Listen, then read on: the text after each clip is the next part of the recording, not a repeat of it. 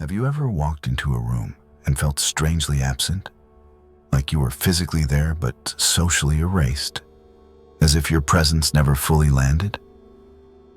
You sit quietly, paying attention, absorbing everything, aware that you have skills, experience, and ideas that could contribute.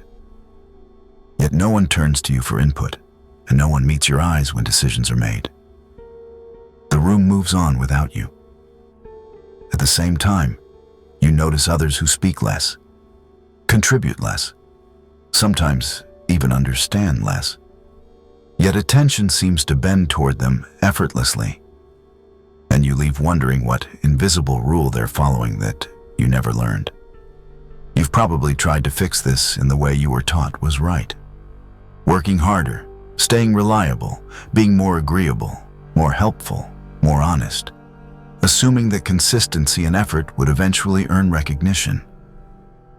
Instead, something unsettling happened. The more you tried, the more you blended into the background. This is the quiet frustration many adults carry, but rarely say out loud, the feeling of knowing you have value while watching the world treat you as if you don't. It creates a specific kind of exhaustion, not from failure, but from confusion, from realizing that the game everyone else seems to be playing was never explained to you. What makes it worse is that you may even blame yourself, assuming you're missing confidence or charisma, when the truth runs deeper. The uncomfortable reality is that the world does not operate on fairness, effort, or intention. It operates on power and perception. People don't respond to who you are internally. They respond to what they sense, consciously or unconsciously, the moment you enter a space. If you don't understand how power signals itself, how influence is felt rather than announced, you can be talented, ethical, and hardworking and still remain invisible. This doesn't mean you are broken, and it doesn't mean you lack worth. It means you were taught to believe that value automatically rises to the surface, when in reality, value must be positioned to be recognized. Until you see how power actually works, you will keep doing more while being seen less. Standing just outside the circles where decisions are made, wondering why being good was never enough. More than 500 years ago, Niccolò Machiavelli wrote The Prince, not as a handbook for cruelty, but as a mirror held up to human behavior when power is involved. He wasn't interested in teaching people how they should act in a moral world. He was focused on how people actually act when status, survival, and advantage are on the line. Machiavelli observed a pattern that still makes people uncomfortable today. Most decisions are not driven by virtue or fairness, but by self-interest, fear of loss, and the need to protect one's identity. He did not romanticize leadership or influence. He stripped away illusions and described reality as it is, not as we wish it to be. That is precisely why his ideas have survived centuries of criticism and misunderstanding. And despite all our modern language about transparency and authenticity, these same rules still govern boardrooms, politics, networking rooms, and every space where power quietly decides outcomes. The purpose of this video is not to teach you how to manipulate people or turn you into someone cold and detached. It is also not about abandoning empathy or values. The real goal is simpler and more practical: to help you stop being naive about how influence works, to stop walking into powerful environments with the unconscious posture of someone asking for permission to belong, and to show you how connection can exist without self-betrayal. The 13 laws that follow are not hacks, shortcuts, or social tricks. They are psychological principles rooted in how humans respond to authority, scarcity, and leverage. You don't need to apply every law, and you don't need to agree with everyone. But you do need to understand them. Because ignorance of power doesn't make you ethical, it makes you exposed. Once you see these dynamics clearly, you gain the freedom to choose how you engage instead of being shaped by forces you never recognized. Rule 1. Never outshine the person above you. Because the fastest way to trigger resistance is to confuse visibility with value.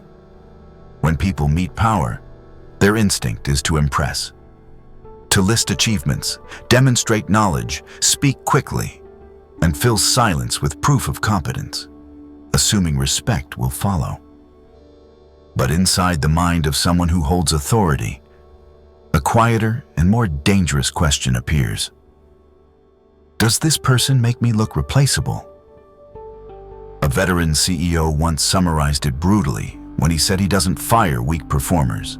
He fires the ones who make him feel insecure. And that single insight explains why so many capable people stall or disappear without warning.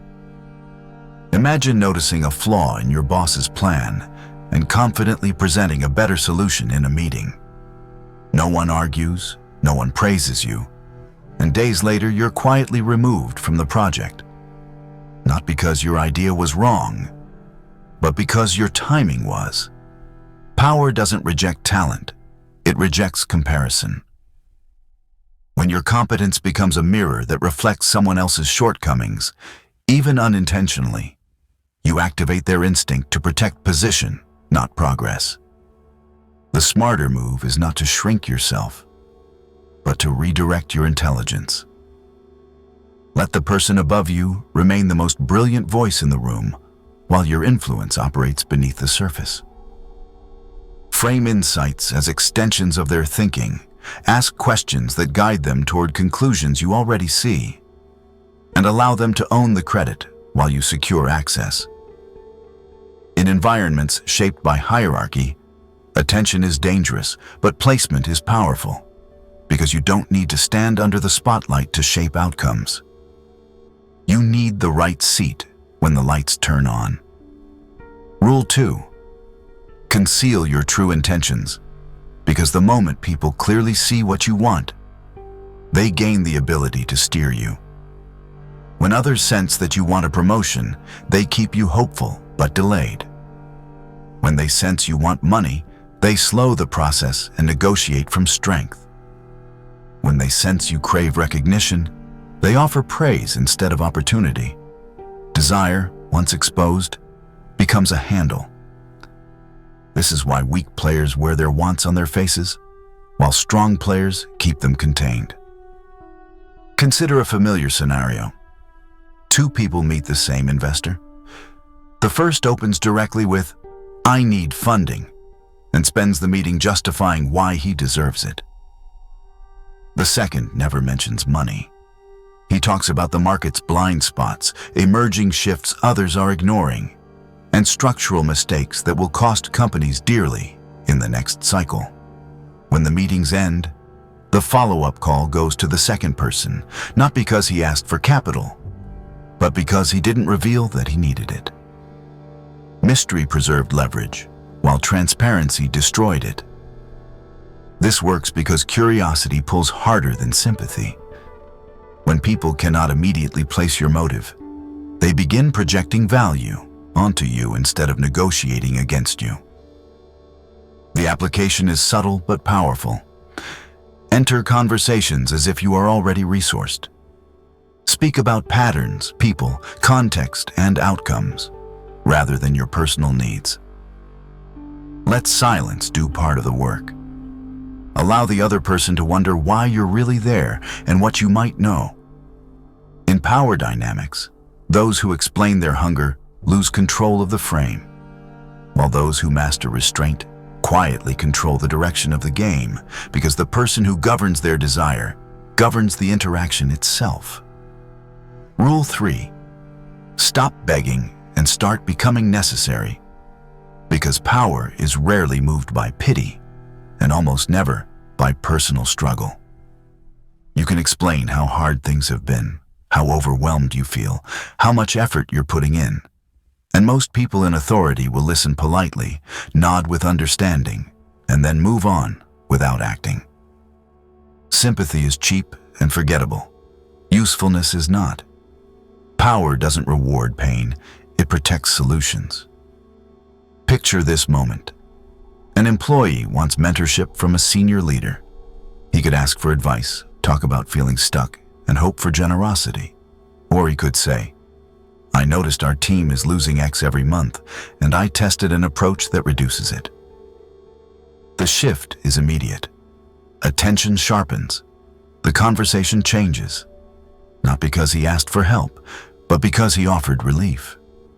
This is where many people misunderstand influence.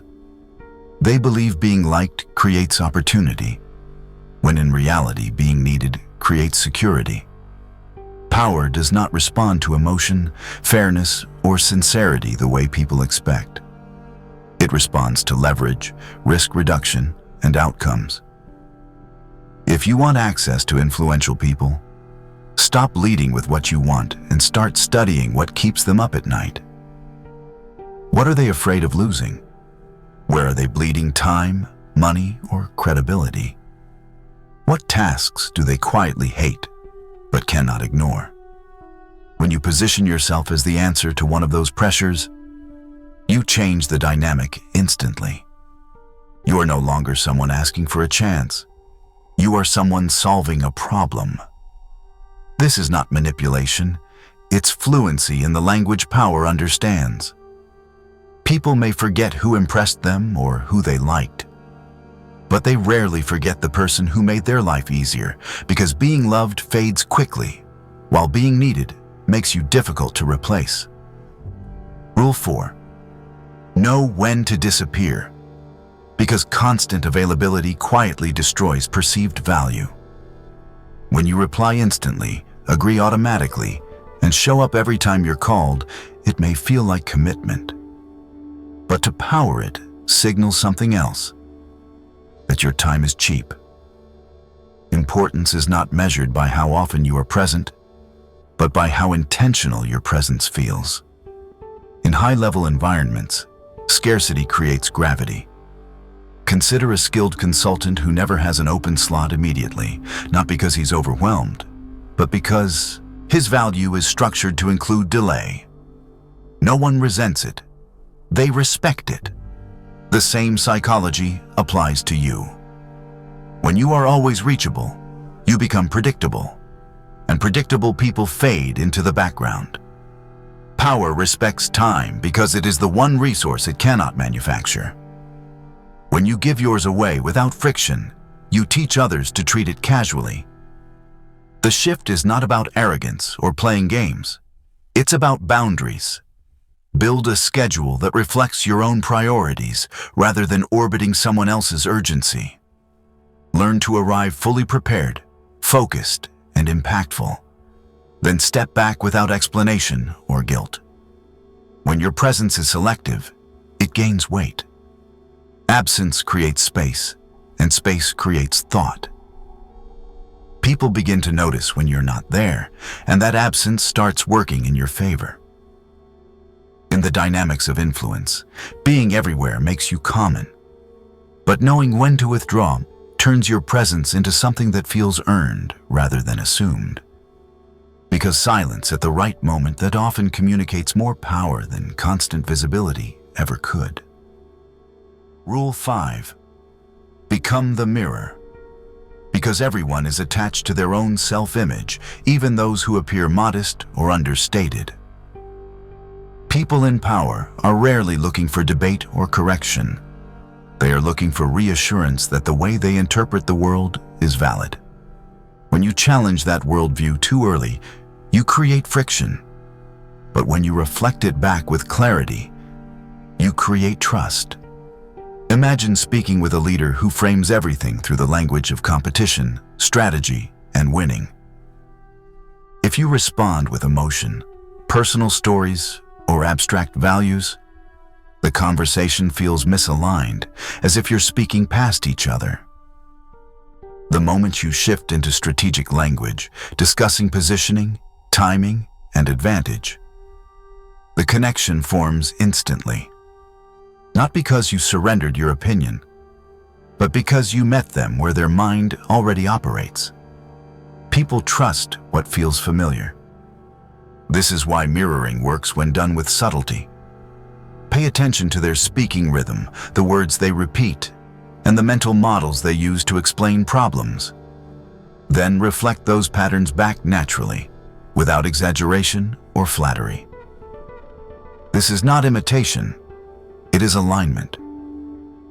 When someone hears their own thinking echoed in a clearer form, their subconscious relaxes. They feel understood rather than challenged. And understanding is powerful currency, especially among people who are often isolated by their position. When someone looks at you and recognizes themselves, trust forms without effort.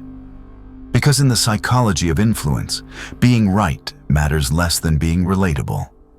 And when they see themselves in you, they believe you belong. Rule 6. Become the carrier of information. Because in a world saturated with noise, the right insight delivered at the right moment is a form of quiet power. People at the top often live inside insulated environments where feedback is filtered, disagreement is softened, and uncomfortable truths rarely reach them intact. Over time, this creates a dangerous gap between reality and perception. Most people misunderstand this opportunity and mistake gossip for usefulness, repeating rumors, opinions, or secondhand drama that adds nothing and slowly erodes trust. What actually elevates you is insight. Information that changes how someone sees risk, timing, or direction.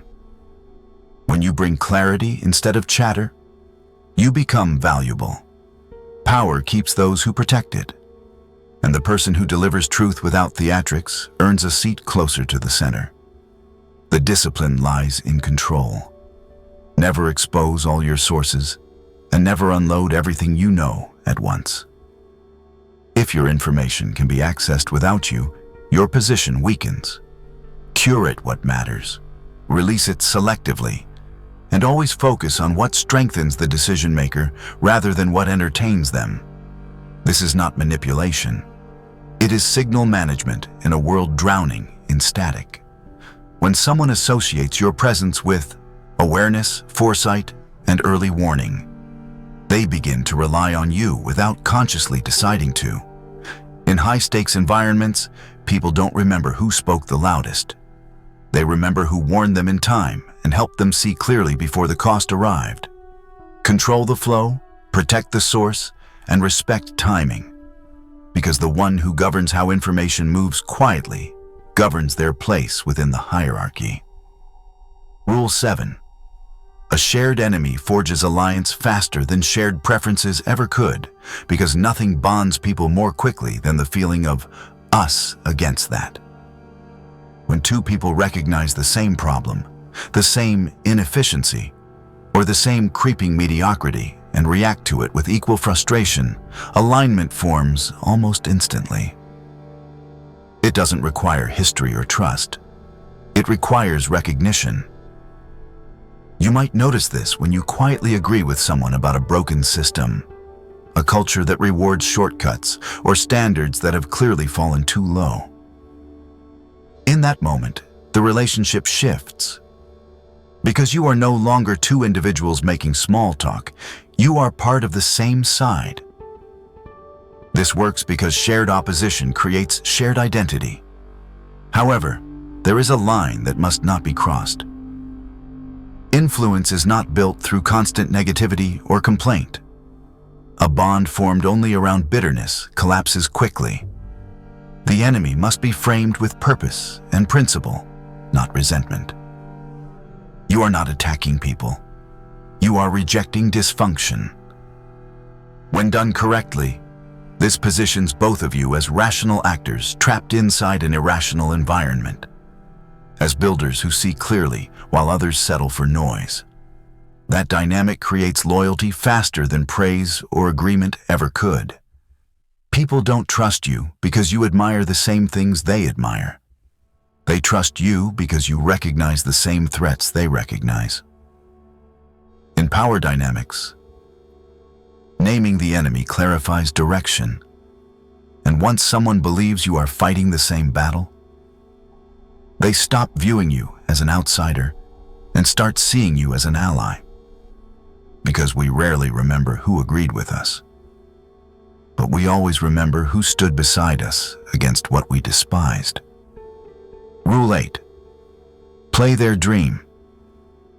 Because everyone lives inside a story about who they believe they are and what role they think they play in the world. A CEO rarely sees himself as cold or ruthless. He sees himself as the one holding everything together, the final shield against collapse. An artist doesn't see inconsistency.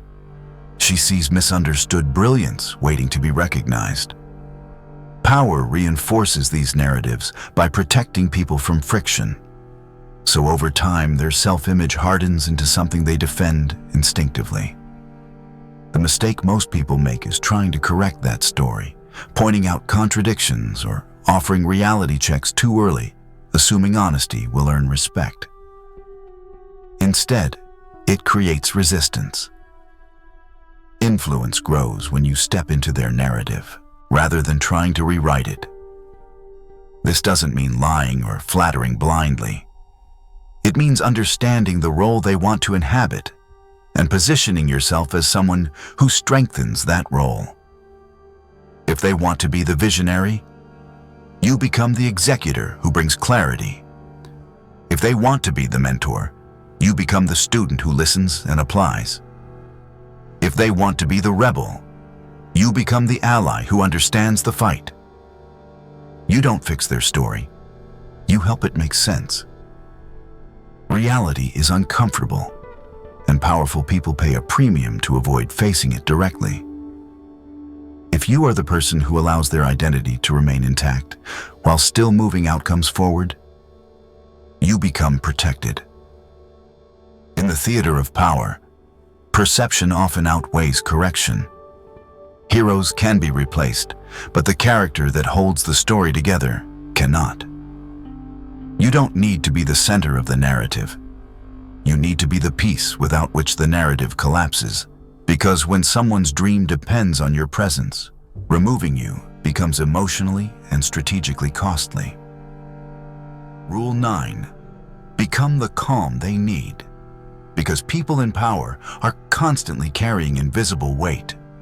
Every decision they make has consequences, and most of the people around them only add pressure by bringing more problems, more urgency, and more emotional noise.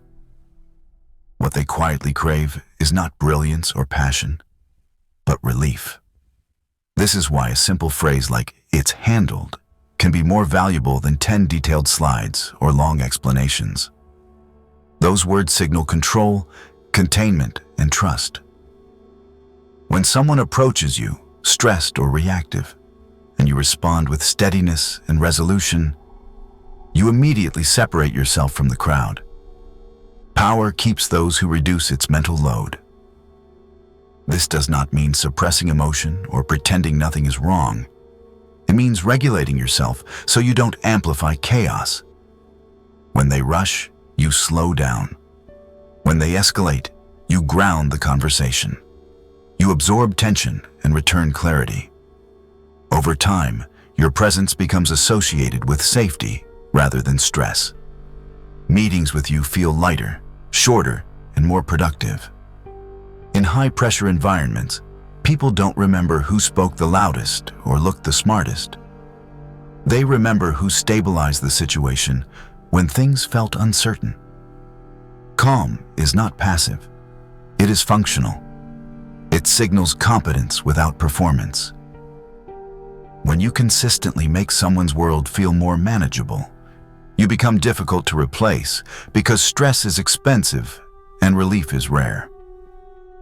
In the economy of power, the person who lowers anxiety quietly raises their own value.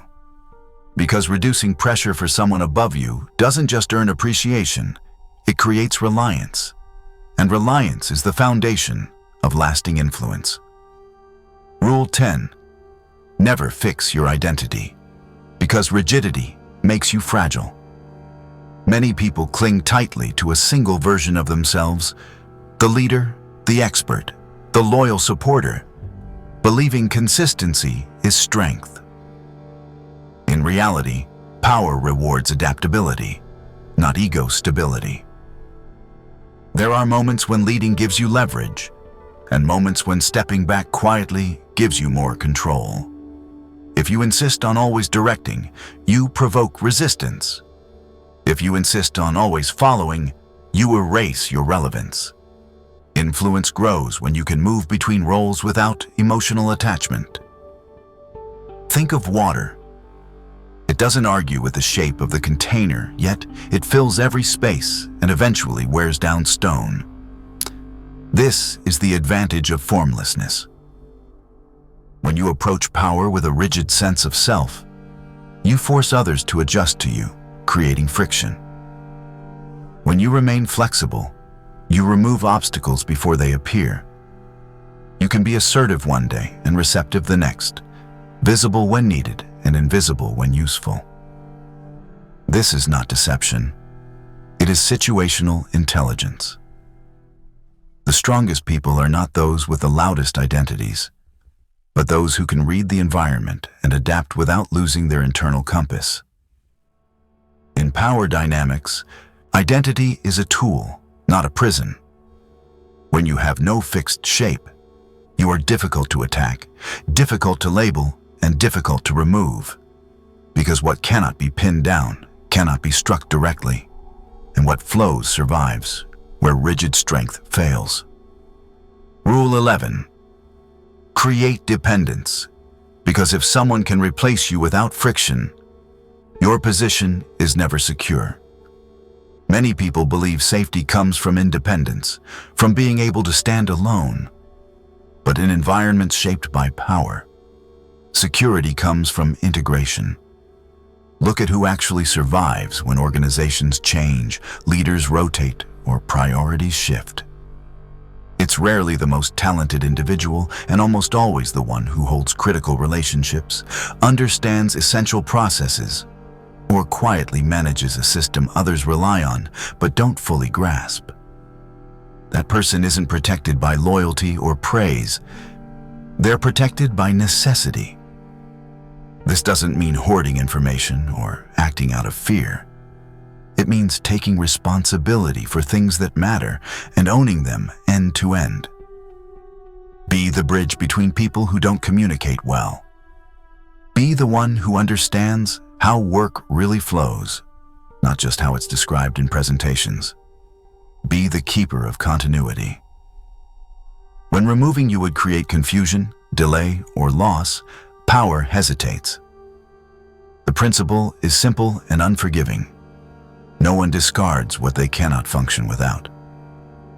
This is why complete independence is largely an illusion in professional hierarchies. Everyone is dependent on something. The question is whether that dependence strengthens or weakens your position. When you embed yourself into relationships, workflows, and outcomes, you shift from being a resource to being infrastructure. Infrastructure isn't evaluated daily or questioned emotionally. It's assumed, protected, and maintained. In the logic of power, value is not measured by how free you are, but by how deeply you are woven into what keeps things running.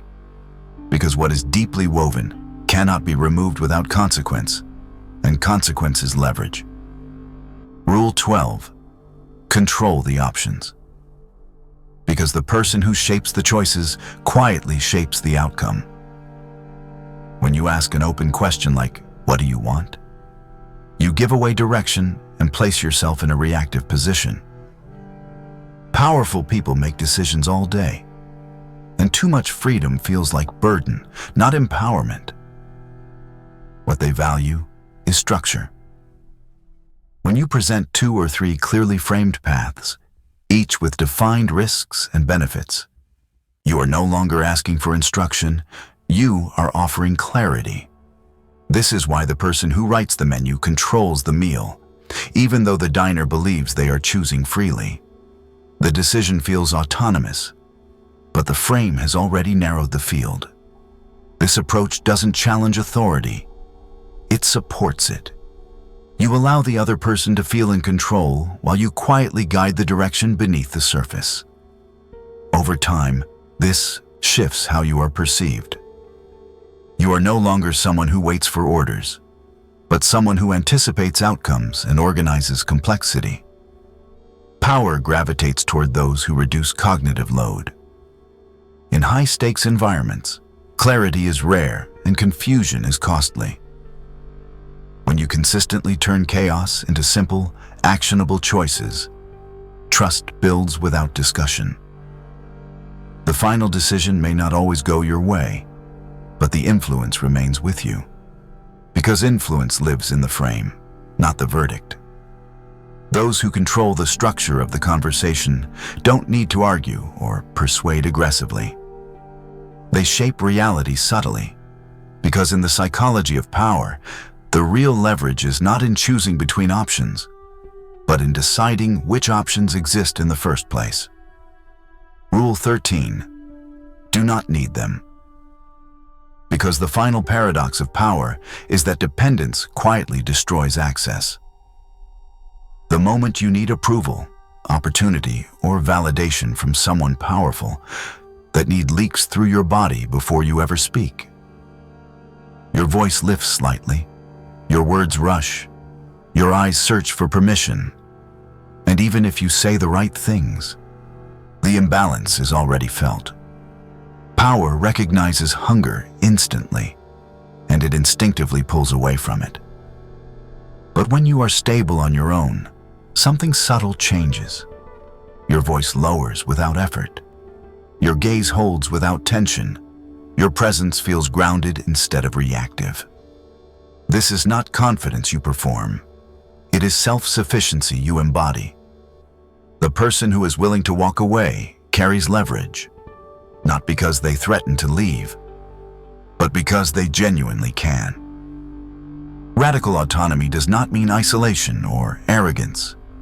It means your sense of worth is not negotiated in the room. You have direction, standards, and identity that exist before the conversation begins. When you connect from that place, the dynamic shifts. You are no longer asking to be chosen, you are offering alignment. Powerful people are often surrounded by individuals who bend, agree, and adapt endlessly. And while that looks useful, it creates emptiness. When they encounter someone who is respectful but not dependent, engaged but not desperate, it feels rare and stabilizing.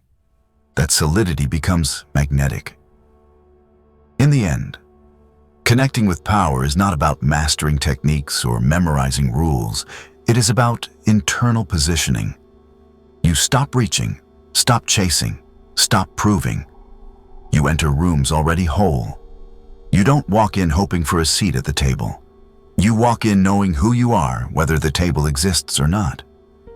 And paradoxically, that inner independence is what changes how every door opens. Because power is drawn not to those who need it, but to those who stand complete without it.